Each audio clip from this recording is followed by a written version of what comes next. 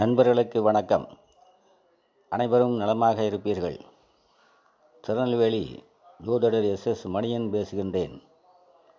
எனது ஜோதிட ஆசானும் எனது தந்தையுமாகிய கோவில்பட்டி திரு கே சங்கரன்பிள்ளை அவர்களையும், ஜோதிட மாமேதை ஜோதிட கலை அரசு ஐயா ஆதித்ய குருஜி அவர்களையும் வணங்கி, ராஜயோக ஜாதகத்தின் 6 அம்சங்களை போன பதிவில் பார்த்தோம்.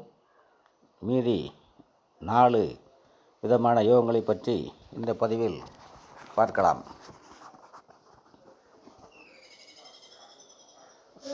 அந்த ஜாதகத்தில் ருஷக யோகம் இருக்கின்றது.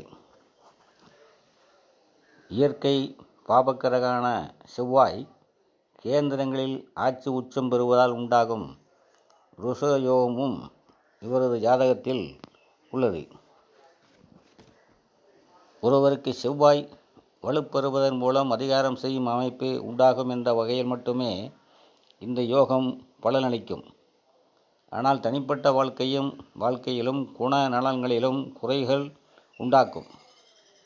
இந்த அரசனிடம் மிகவும் நெருக்கமாக இருக்கும் வாய்ப்பு பெற்றவர்கள் இவரது அணுக்கச் சீடர்கள் இவரின் பிரசித்தி பெற்ற முன்கோபத்தையும் சற்றென்று வெளிவரும் குத்தலான பேச்சுக்களையும் அறிவார்கள். இது ருஷயோக நாயகனான செவ்வாய் 7ஆம் இடத்தில் உச்சவலு பெற்று லக்கணத்தையும் 2ஆம் இடத்தையும் பார்ப்பதால்தான். செவ்வாய் இங்கே உச்சம் பெற்ற காரணத்தினால்தான் 7ஆம் இடம் பலவீனமாகி முதல் மனைவியை இவர் இழக்க நேர்ந்தது. பின்னரும் 2 மனைவிகள் என்ற அமைப்பு ஏற்பட்டது. பாவ கிரகங்கள் லக்னாதிபதியாகவோ அல்லது லக்கண சுபர்களாகவோ வந்தாலும் அவர்கள் சூட்சும வலு பெறாமல் நேர் வலு பெற்றால் அந்த பாவத்தை கெடுப்பார்கள் என்ற ஐயா ஆதித்ய குருஜி அவர்களின் சூட்சும வலு தியரிப்படி இந்த ஜாதகமும் ஒரு நல்ல உதாரணமாகும்.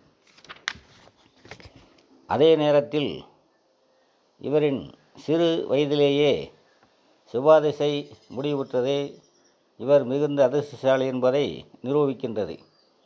எனவே இவரின் ஜாதகத்தில் ருஷயோகம் இருந்தாலும் செவ்வாய் தசை சிறு வயதில் முடிவுற்றது என்பதால் இவரை பாதிக்கவில்லை. அடுத்ததாக ஜெய்மினி சித்தாந்தப்படி ஜெய்மினி மகரிஷி பதாலக்கண அமைப்பிற்கு 3, 6, 8, 12 பாவக்கிரகங்கள் அமைந்திருப்பின் அது மகா ராஜயோக ஜாதகம் என்று சொல்லுகிறார். பதாலக்கணம் என்றால் என்ன என்றால், பதாலக்கணம் என்பது லக்னாதிபதி நின்ற வீட்டின் எண்ணிக்கையை அவர் நின்ற வீட்டிலிருந்து எண்ணி வரும் ராசியாகும். அதன்படி இந்த ஜாதகத்தில் லக்னாதிபதி சந்திரன் 11ஆம் இடம் ரிஷபத்தில் அமர்ந்துள்ளார். ரிஷபத்திலிருந்து 11 வரை எண்ணினால் வரும் மீனமே பதாலக்கணம் ஆகும். மீனத்திலிருந்து எண்ணி வரும் 3ஆம் இடமான ரிஷபத்தில் சூரியனும், 6ஆம் இடமான சிம்மத்தில் ராகுவும், 8இல் சனியும், 12இல் கேதுவும் இருப்பது ஜெய்மினி மகரிஷி சித்தாந்தப்படி ராஜயோக அமைப்பு ஆகும். அடுத்ததாக சிவராஜ யோகம். தலைமை கிரகமான சூரியனை குரு வலுப்பெற்று பார்ப்பது நமது ஞானிகளால் சிவராஜ் யோகம் என்று சிறப்பாக சொல்லப்படுகிறது. அதிலும் சூரியனுக்கு திரிகோணங்களில் குரு இல்லாமல் அவருக்கு நேருக்கு நேர் நின்று வக்கரம் பெற்று பார்ப்பது தனிப்பட்ட விசேஷ அமைப்பாகும். இதுபோன்ற நிலையில் குருவை சூரியனும் பார்ப்பார். ஏற்கனவே தலைமை பொறுப்பை தருபவர் சூரியன்தான் என்பதை அனைவரும் அறிந்திருப்பீர்கள். நமது மேலான இந்து மதத்தின் நாயகன் தலைவன் சிவன் எனப்படும் ஈஸ்வரன் தான் என்பதாலும் இந்த அமைப்பு சிவராஜயோகம் என்று சொல்லப்படுகிறது. ஒருவர் அரசில் அங்கம் வகிக்க வேண்டுமெனில், அதிகாரம் செலுத்த வேண்டுமெனில் ஒளிக்கிரகங்களான சூரியனும் சந்திரனும் வலுவாக இருந்து ஒருவருக்கொருவர் கேந்திரங்களிலும் இருக்க வேண்டும் என்பது ஜோதிடத்தில் ஒரு முக்கிய விதி. இந்த ஜாதகரை அரசனாக்கிய முதன்மை அமைப்பு இந்த ராஜயோகமே ஆகும். அதிலும் தலைமை பொறுப்பை தரும் சூரியன் திக்பலம் பெறும் இடமான 10ஆம் இடத்துக்கு அருகில் அமர்ந்து சந்திரகேந்திரத்தில் சந்திரனுடன் இணைந்து விருச்சிகத்தில் நட்போளுடன் உச்ச சந்திரனின் பார்வையை பெற்று சூத்துவமான குருவின் பார்வையை பெற்றதால் இந்த யோகம் முழுமை பெற்று இவர் தமிழ்நாட்டின் தலைமை பொறுப்பான அரசன் ஆனார். அடுத்ததாக வீடு கொடுத்தவர்களின் வலிமை யோகம். ஒரு தசையின் நாயகன் வலுப்பெற்று அந்த தசை நன்மை செய்ய வேண்டுமெனில் அந்த தசாநாயகனுக்கு வீடு கொடுத்தவர் வலிமை பெற வேண்டும் என்பது ஜோதிட சாஸ்திரத்தில் முக்கிய விதி. ஏற்கனவே இதை பற்றி விளக்கும் பொழுது சனி செவ்வாய் போன்ற பாவக்கிரகங்களின் உச்சநிலைகள் இதுபோன்ற மறைமுகமான நிலைகளுக்கு மட்டுமே பயன்படும், நேரடியாக அவர்களின் தசையில் நன்மைகளை தராது என்பதை விளக்கியிருக்கின்றோம். அதாவது ராகு சரராசியில் 3, 11ஆம் இடங்களில் மேசம் மகரத்தில் இருக்கும் பொழுது அந்த வீட்டின் அதிபதிகள் சனி செவ்வாய் உச்சம் பெற்றால் ராகு திசை நன்மைகளை தரும்.